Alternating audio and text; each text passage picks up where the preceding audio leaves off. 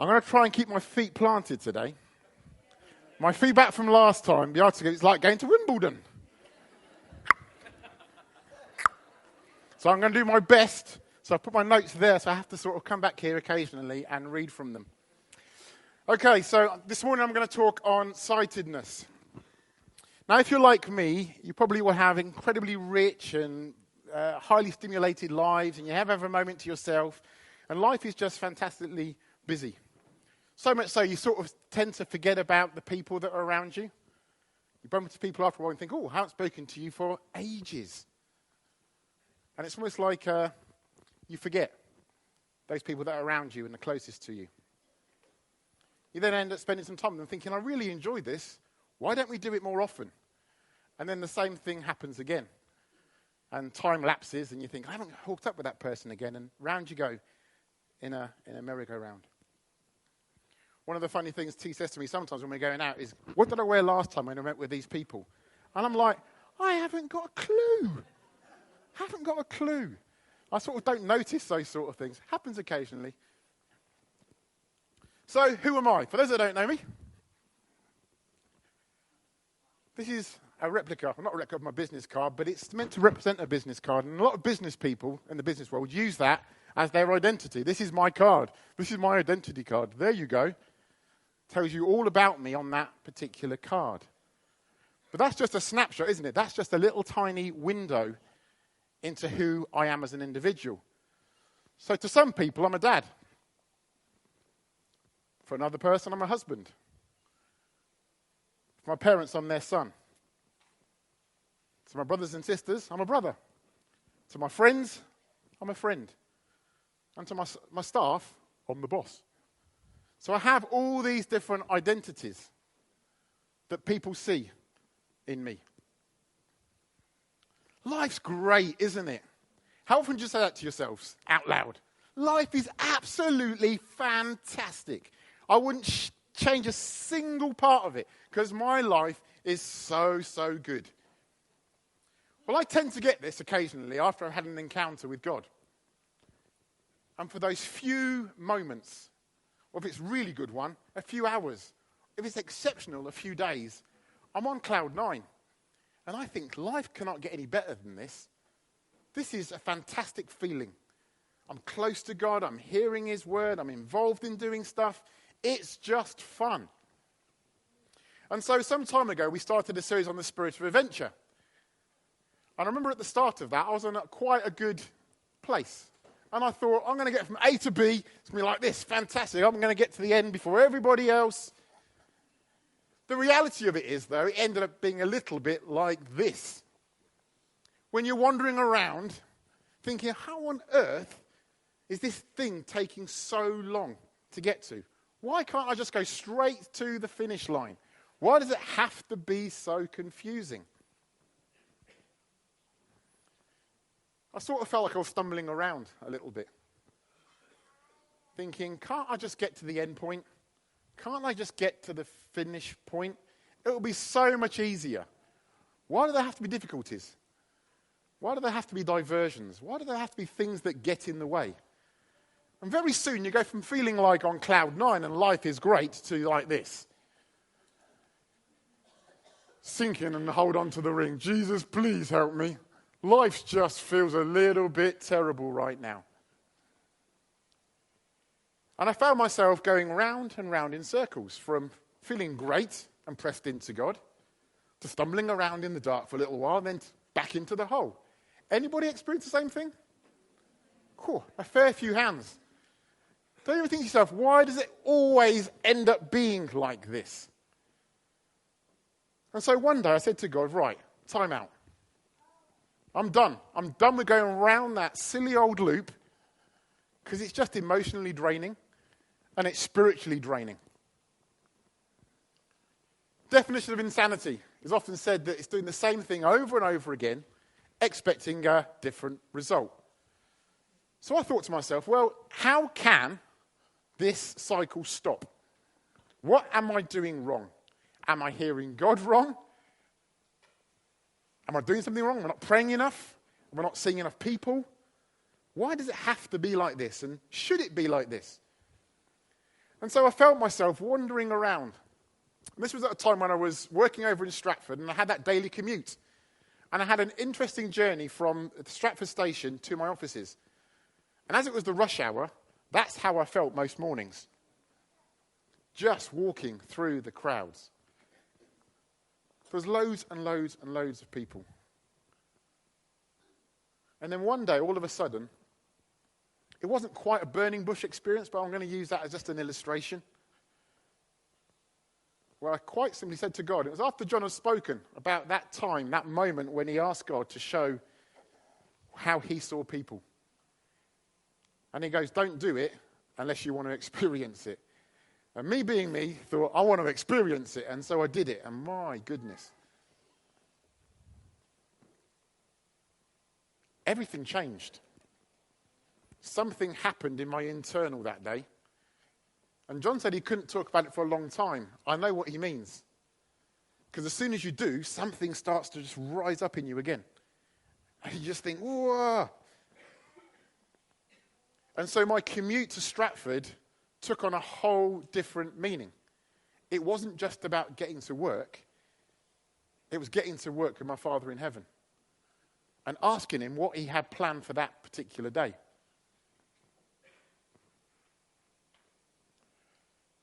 I realized at that point how I looked at things is very different.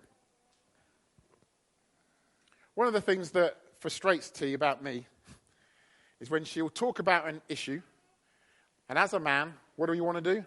Give the solution. And she'll sort of saying, I don't really want the solution. I just want you to listen. One of my favourite phrases to her is, look, think about the worst thing that could possibly happen. Then work your way backwards from that. And anything better than that is not the worst, so therefore it's great. That doesn't really work either. Here's a few tips for you gentlemen. Don't use that one. It doesn't wash. So I'm getting to the stage now where a lot of my friends are acquiring glasses. It's a big no-no. People don't want to wear them for some reason. And I'm like, I've got 20/20 vision. Which is remarkable, but I believe that I'll never wear glasses. That's what I believe. And I believe God's put something in there. Because that's my declaration. And every time I go to the optician, she looks at me like, I've seen your card. And she'll say, start at the top line. I said, forget that. I'll start at the bottom if you want, and I'll read the bottom line of the thing off. Not from memory, but because I can just see. And I find it quite strange when even T, if I want to say it, starts to push the stuff away and I'm thinking, why can I see and other people can't see so well? Why do certain eyes not work as well as mine?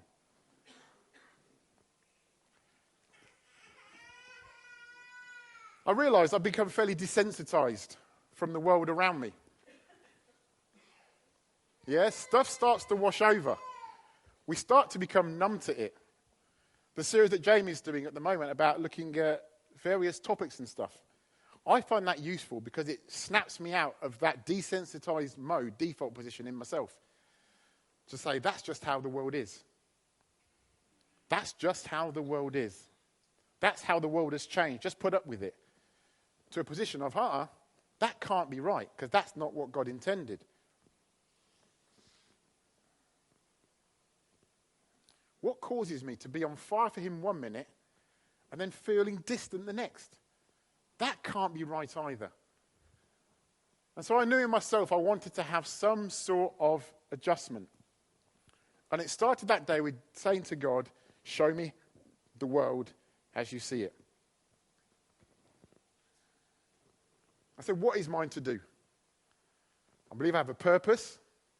I believe that I'm amongst this community for a purpose and a reason. So what is mine to do? And then John started this wonderful, easy series on the softening of heart.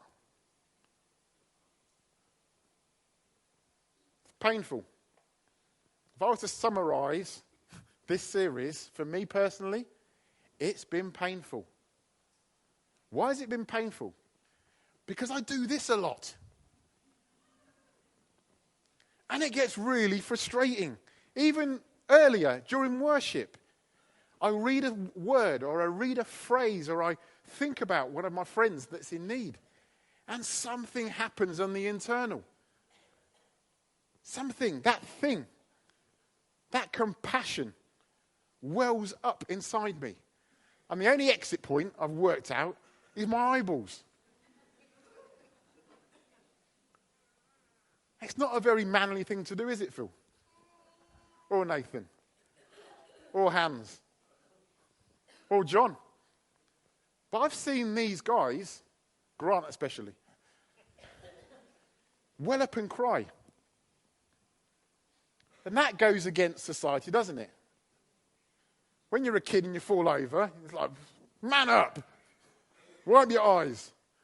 I never said that to Elliot when he falls over, do I, Elliot? What? Get up! Man up! Wipe your eyes dry. Don't cry. And yet, God's given us the ability to cry. God's given us the ability to empathize with others, to come alongside, to share pain, and to share joy, but to share pain. And it causes a physical reaction. So I thought to myself, well, what was it like for Jesus? Maybe I'll have random thoughts, but I think to myself, what would it be like for Jesus if he was walking on my commute from the station at Stratford to my office? Therefore, Jesus answered and was saying to them, truly, truly, I say to you, the Son can do nothing of himself unless it's something he sees the Father doing. For whatever the Father does, these things the Son does in like manner. So I was thinking, well, therefore, Jesus must be doing stuff that he sees the Father doing. So how does he see that? Is it a big booming voice from heaven? Son, get out of bed. You need to speak to this person and this person and this person today. No. I just think he had a compassionate heart. Because he was fully man as well. He got to experience the same emotions as we did.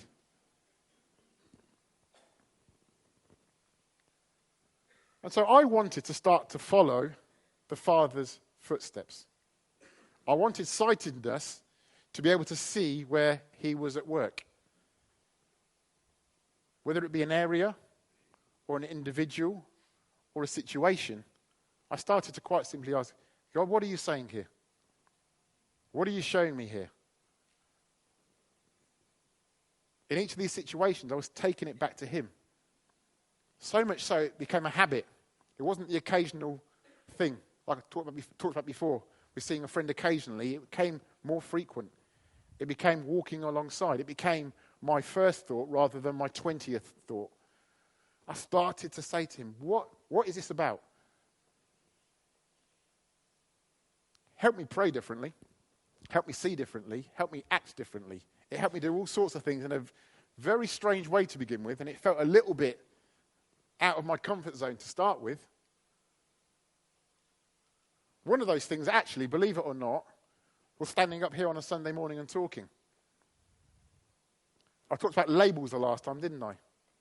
My label to myself was I'm a worship leader and nothing more. I can sing, I can hold a tune. I've been doing it for many, many years. That was my comfort zone. That's what I could do well. I could do it with my eyes closed. And that was my label. And I thought, that's my limitation as well. And as soon as I took it off, God says, will you go and talk in front of 200 people in a conference for your B&I business thing? I've trained you in the ability to communicate with people. And yet you think you're just a worship leader. And so I said to John, I want to be able to communicate in this setting amongst my friends. Because I think that's what God's given me to do. I try and communicate it in something that's applicable to me. And I actually think it's who I'm meant to be. And so it's become from being a terrifying prospect, and I still get proper nervous. I said to you this morning, my stomach feels like a washing machine. But at the same time, I'm thinking, if I'm doing the stuff that he's got for me to do, then he's going to empower and enable me to do that. And the bits that are rubbish, you can forget about. And the bits from him will penetrate. And that's what this whole thing is about. So I wanted to start to look at things from a different perspective. Matthew 9. Jesus went through all the towns and villages, teaching in the synagogues, proclaiming the good news of the kingdom, healing every disease and sickness. When he saw the crowds, he had compassion on them because they were harassed and helpless, like sheep without a shepherd. And that's suddenly what I started to see at Stratford. Just people focused on getting themselves to work or wherever they were going to. Not interacting with each other, just focused on going. It's like John when he gets to the airport. If you ever travel with John with the airport, boom, you follow the bag. He is just point and go. And I'm like, okay, you sort of have to do a semi-quick walk to keep up with him. Focused and gone. The harvest is plentiful, but the workers are few. The new thing John's been talking about or mentioning to us, have you picked it up? It's harvest time. Have you seen it yet? Have you heard it? Have you heard that the crop is actually ready? And the next thing we're embarking on is going to be talking about harvest. Because if you haven't heard it and you haven't seen it, then it's one of the things that I think God wants to do for you this morning.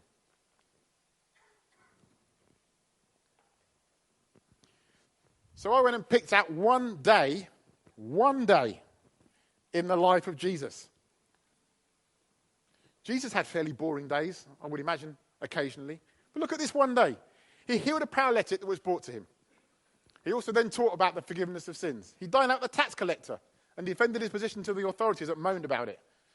He taught John the Baptist's disciples about who he was and what the kingdom was about. He healed a woman of a hemorrhage while he was on his way to raising the dead, a dead person. What a day!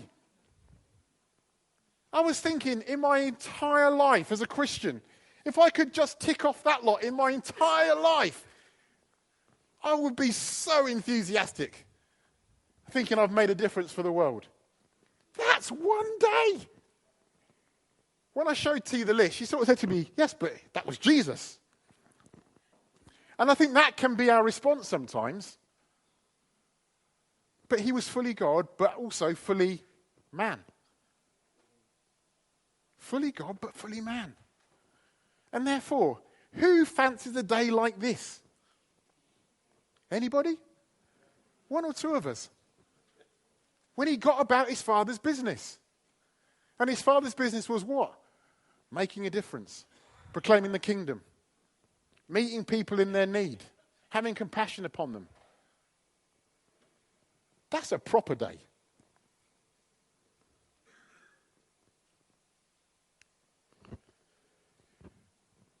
So how did Jesus sharpen his vision? As a way of life, he stopped and paid attention to the people that he encountered. Sometimes I think we could get ourselves hooked up or wrapped up or confused about that whole thing of him doing the stuff that the Father gave him to do. When we start to understand the Father's heart, there was a whole plethora of stuff that he could have got involved in. Because our Father's heart is what? It's loving and giving and has compassion. And he knew what his Father's heart was about. And just made it a reality to the people that he encountered. One thing of spending time with the Father, I think that's really important. And it really struggled in my thought process. I was thinking, hold on a second. Jesus is fully God, but fully man. And yet he still wants to go and spend time with the Father. Why did he need to do that? He's fully God. He's fully God. I was grappling, thinking, hold on a second. This is Jesus Christ. It has a fantastically busy day, and yet he still chooses to go and spend time with his Father. Why?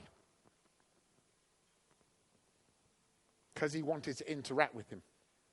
He wanted that closeness of relationship. He wanted to chat about his day. He wanted to say, Dad, I saw you at work today.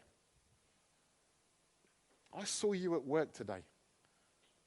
I saw you heal that woman that had been suffering for 20 years. In a moment.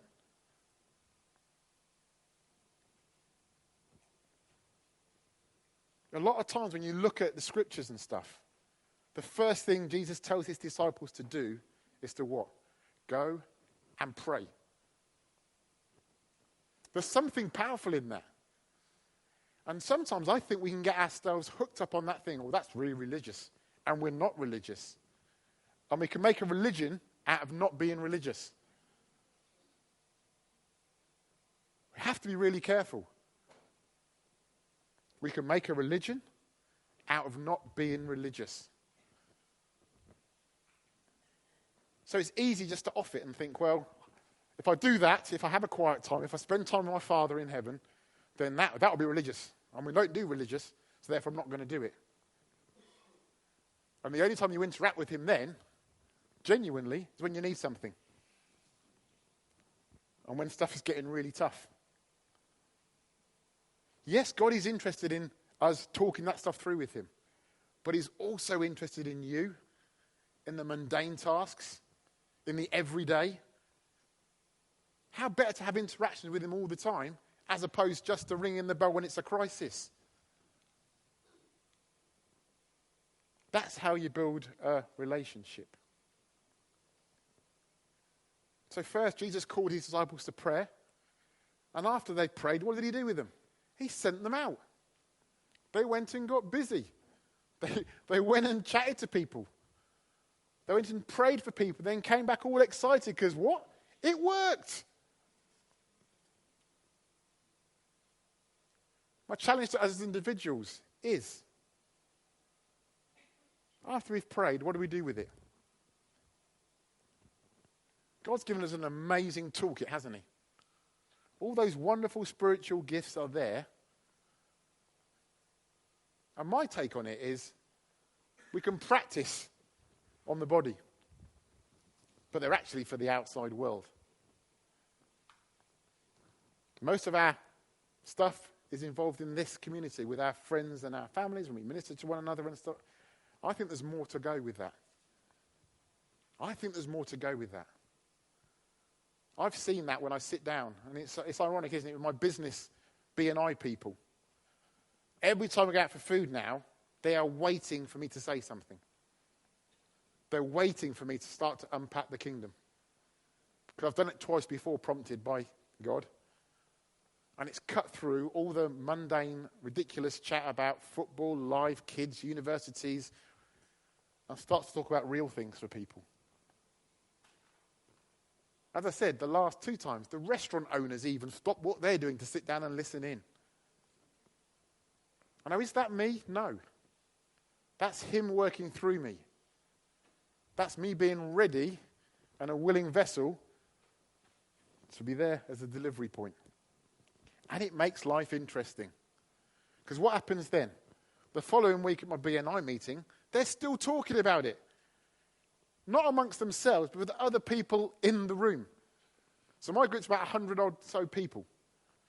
I didn't really make a big thing about being a Christian. I didn't need to. Because once the message gets out, it gets out pretty quick. When I start to share some of my stories, people get interested. And they'll come up and they'll say this, that, and the other. So Leah, the photographer at the group, absolute cast iron atheist. That's how she's wears it right across her. I'm an atheist. However, about a month or so ago, in the summer holidays, she came up to me afterwards. She goes, "You git." And I go, "Well, what have I done?" She goes, "I was talking around my table, my family table, about you. About the fact that you don't wing it when you don't know the answers. You're truthful. You give me insight into the things of God that I've never heard before. You don't get irate. You don't get up, do you know what I mean, heated up. You don't push it down my throat. There's something." My son said to me, "Can I go to Christian camp in the summer holidays? Because I want to hear about this God that this bloke is talking about."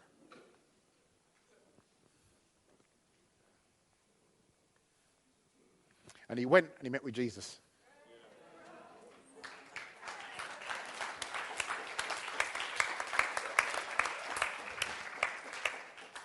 Now, I know I've just planted the seed into her life. She's now got her son, who she completely dotes on, who is now watering. She will come to know him. That's just one story. There should be 100 stories in this room. What's your story? Where are you sharing about this wonderful bloke called Jesus? Whether you be at school or at work or retired, although you're not allowed to retire in this community, whatever stage of life you're at, we have something precious. We have something precious. Are we willing to share it?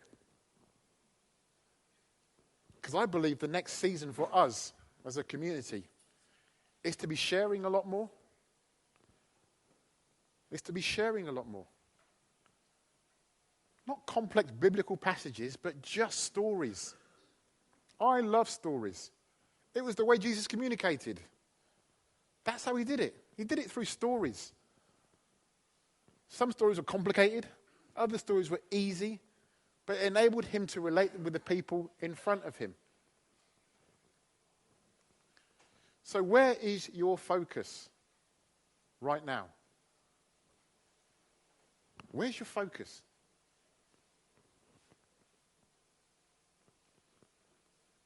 What things do you give yourself to? One of the things I give myself to, and I'm going to hate saying this morning, is football. West Ham, yes, we know. Get it off our chests right now. But I got challenged again on Wednesday. We had a few people round, dinner party and stuff. The football was in the other room, and I still had that urge and desire to keep going from there and back, and from there and back. We were winning 2-0, so I thought, game over. And then they came back. But something in that thing affects me. It affects my emotions. Why? It's because I'm passionate about following a football team. That's what it's about.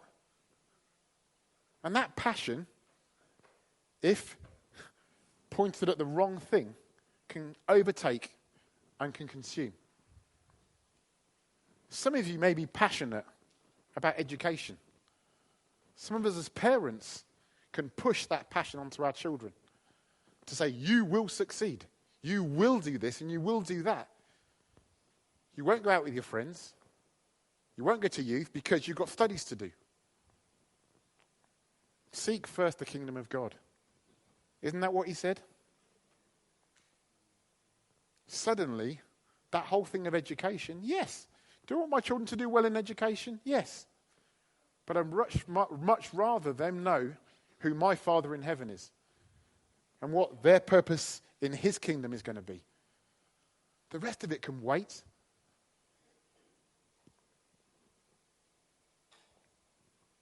Who do you invest in? We've talked for long and hard about discipleship for a long, long time. Who are you as an individual investing in? Who do you hang around with? Who do you notice on the way in? Who today spotted a new face coming through the doors today and thought to yourself, I must go and speak to them afterwards? Who do you invest time in? There are many, many, many lonely people out there. Many, many. Some people, even amongst us, I could probably say, may get a visit once or twice a week. And is that right? Yeah? Ask God to soften your heart. Ask God to show you. For me, I see it sounds bizarre. I sometimes see people's faces go bright. It's just an indication from the Holy Spirit for me to go and speak to somebody. Sometimes I haven't got a clue what I'm going to speak to them about until I get there. But that's come from journeying with him. Me time. This is something I've been pondering and struggling with for a little while. I am fairly busy. My time is fairly limited. Yeah, I run a business. I've got 4 children. I'm involved in the core team. I lead the worship team. I do B&I. I've got extra meetings outside that as well. And my life, if I look at it all and put it into boxes, I have very few blank boxes in my timeline.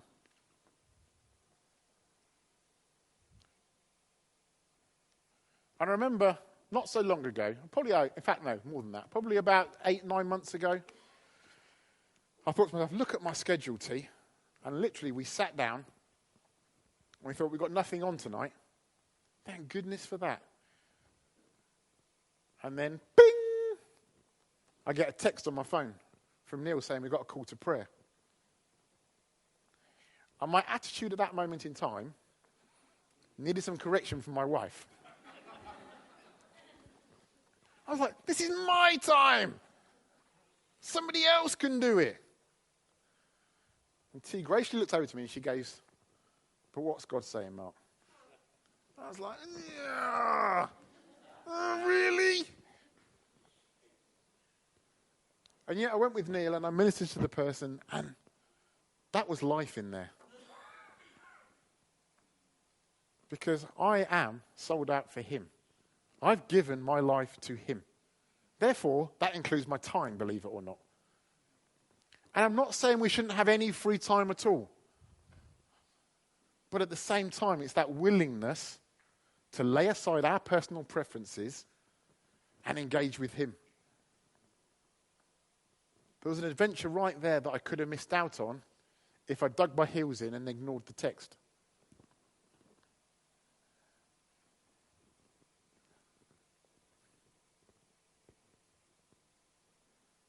So where's your focus?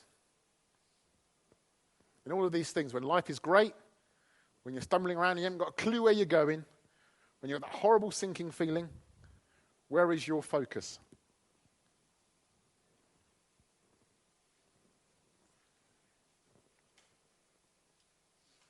What's your daily choice going to be? And it is a daily choice.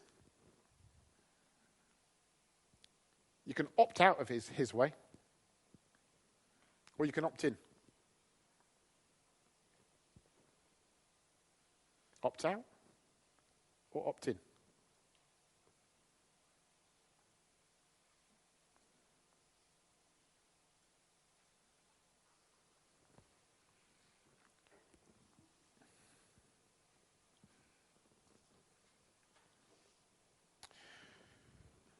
This talk all came out of me watching. Occasionally I get to watch a YouTube clip. These guys, these 2 brothers that you're going to see, are colorblind. And they've developed these new glasses now for about 85% of colorblind people, which they put, when they put them on, it corrects and allows them to see color for the first time. And this snippet just gives you an indication. So their parents have bought them these glasses, and they're putting them on for the first time. I think the thing that what God wants to say to you today, he wants you to put on your spiritual glasses. And he wants you to see the world differently. Because for colorblind people, they see stuff, they just see it in a completely different color spectrum to us. So the object looks the same. And yet they don't see it how we would see it.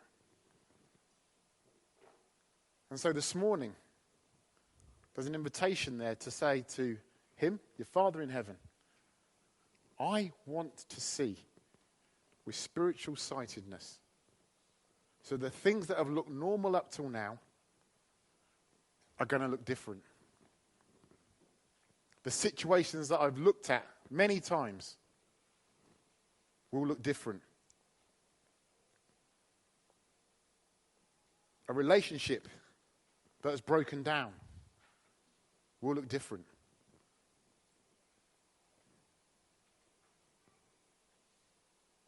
Spiritual sightedness comes from spending time with him. Spending time with your Father in heaven. Growing in intimacy with him. As a human being, we can't get intimacy without spending time. God is moving us into a new season where stuff's going to matter, where situations we see we won't be able to just walk past anymore, where we'll want to get involved and there'll be a hunger and a desire in ourselves to get involved into situations.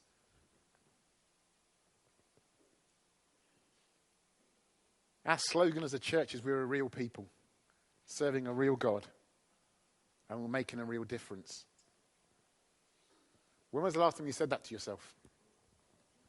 When was the last time you reminded yourself that that's who Lifeline Church is? We're a church that's called to make a difference. A difference in the people we come into contact with. A difference in our schools. A difference in our workplaces. A difference in our sports teams. A difference in whatever we're involved in. Because God doesn't waste resource.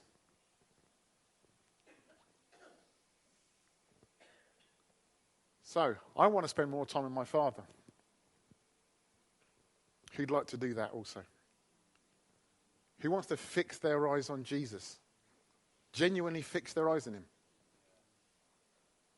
Because that's when fear is eradicated and actually removed.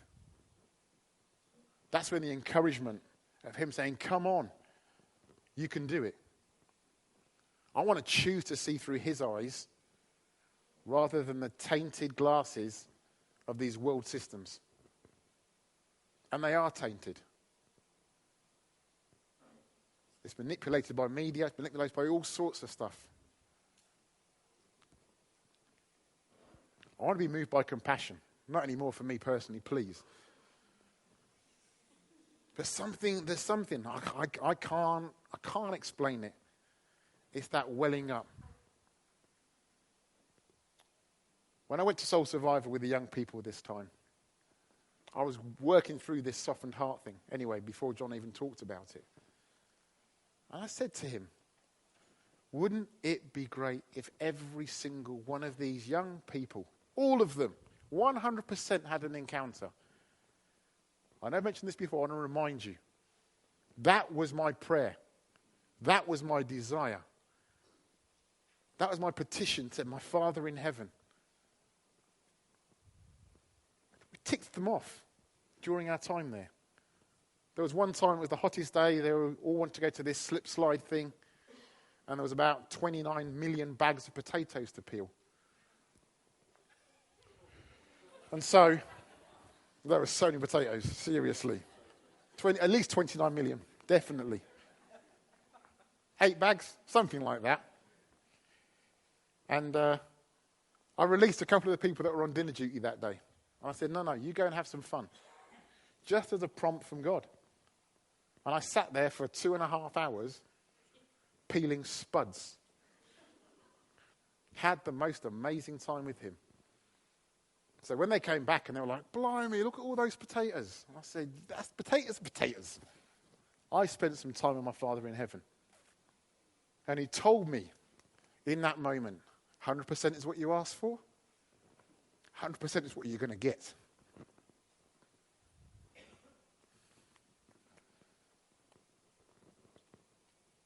And Sia went on Army Tay exposing him. Is Sia here this morning? It was the last meeting. The last half an hour of the last meeting.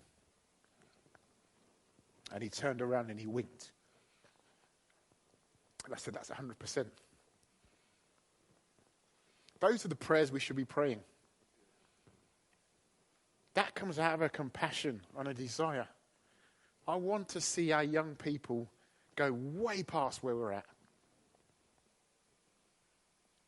I want them to just go. Then I want them to shout as old codgers coming up behind. Prepare the way. That's what this thing is about. That's why I wanted the young people in this morning, to hear that. Pray to your Father in heaven. Pray about your futures. Yeah? Know what he's called you to do. Who he's called you to be. We're seeing such excellent stuff come out of our young people. From the spoken word, from the dance at the conference. Just from their togetherness. I know Jamie's been encouraged that the seasons are changing. The times are changing. We're seeing them engage in stuff. What's your position? Are you praying for our young people? Are you investing in our young people? Are you giving them the benefit of your experience?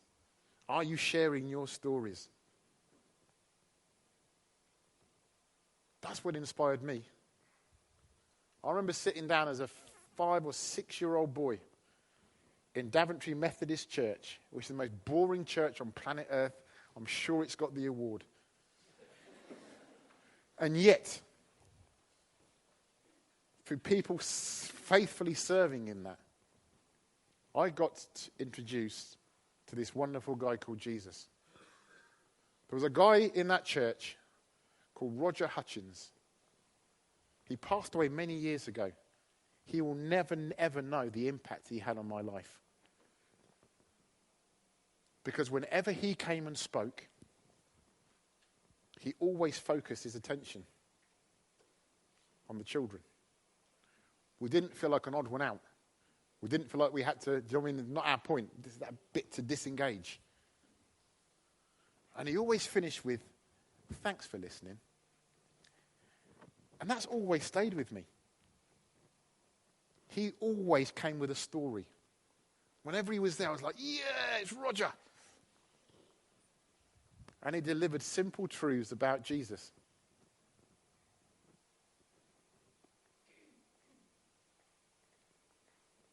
What's your story going to be? Who are you telling stories to? Who are you involved with? Do you need a refocus? Would you like to see things as he sees things? But that comes with the warning that John gave, and I'm going to second.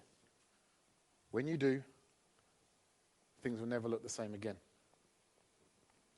There was a wonderful little kids program. I was going to get the clip, but I'm not going to use it now. Called Joe 90. Who remembers Joe 90? A few. Well, for those that don't remember Joe 90, Joe 90 was a super agent. He was a little boy. And they used to download all his information in this wonderful machine that span around. And he had these glasses. When he put these glasses on, he could fly planes, he could do amazing stuff, he could ski, he could scuba dive, he could do everything. Because the download all came through his glasses. And in finishing today, God said he's giving you a pair of spiritual glasses. And you can choose to keep them in your top pocket there and tap them occasionally and think, oh, they're there for when I need them. Or you can choose to put them on this morning and see things differently. See the world differently. See things as he sees things. See people as he sees people.